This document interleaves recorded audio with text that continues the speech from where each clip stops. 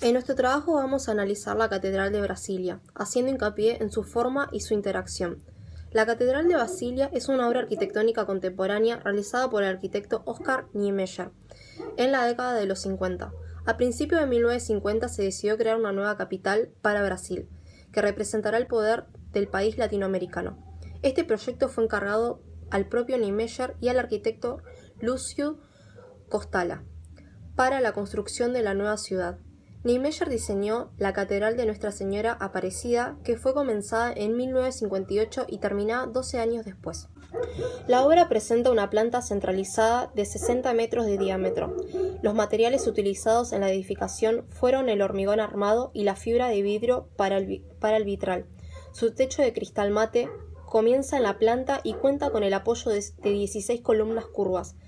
Su estructura circular evita la existencia de una fachada principal.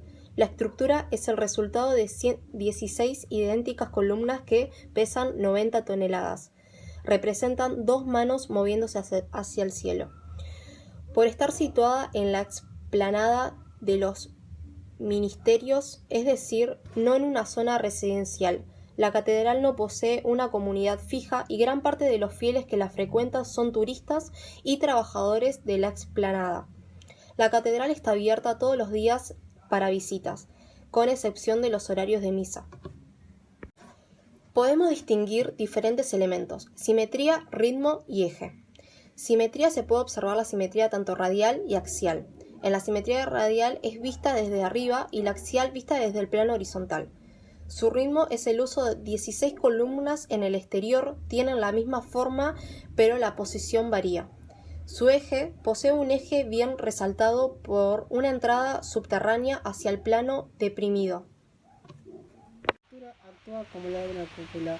Está compuesta por dos aros de hormigón armado. El anillo superior es la que soporta los esfuerzos de comprensión y no es visible ya que atraviesa los pilares.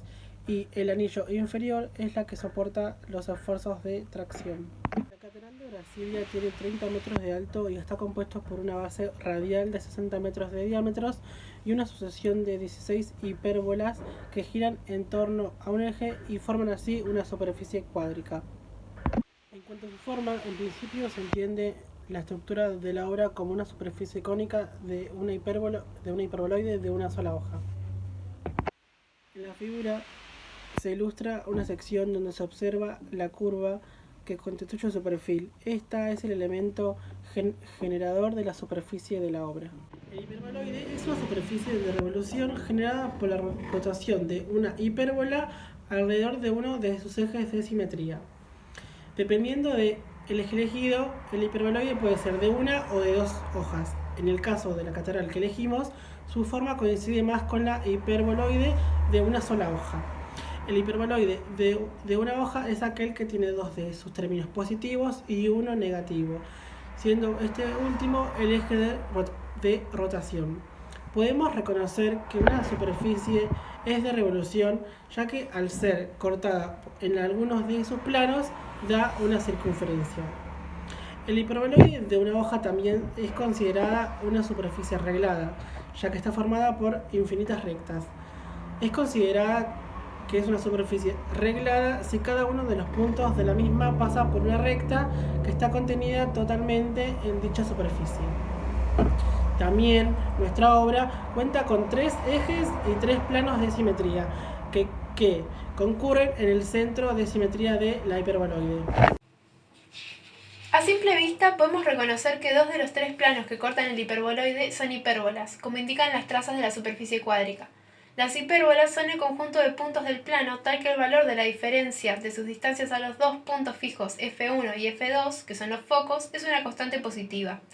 Para realizar el gráfico sobre la imagen de la obra, nos dimos cuenta que no se trataba de hipérbolas, sino de parábolas, demostrándonos que no se trataba de un hiperboloide de una hoja, sino de una superficie de revolución de una curva parabólica alrededor de un eje.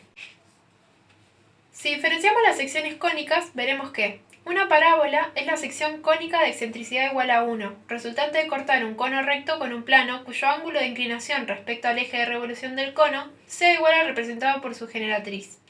Es decir, el plano es paralelo a la generatriz de dicho cono.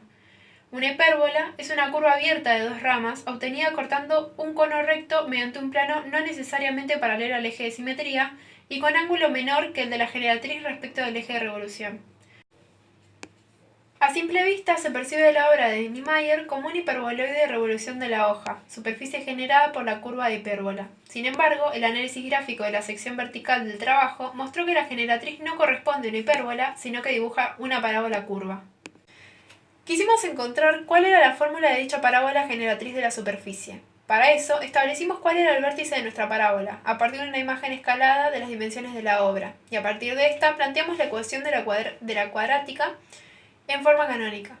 Conociendo la intersección con el eje X, que sería el radio de la superficie, encontramos el valor de A para completar dicha ecuación, quedando la fórmula de la parábola como la que se encuentra en la diapositiva, que si rota sobre el eje Y, daría la superficie de revolución que forma la estructura de la catedral, cuya imagen se limita entre 0 y 30 metros.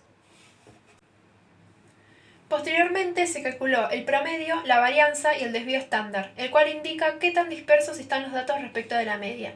Con estos datos podemos llegar a la conclusión de que la Catedral de Brasilia, en un día normal, recibe la mayor cantidad de visitantes entre las 14 y las 16 horas, siendo 255 personas con un margen de error de aproximadamente 32 visitantes.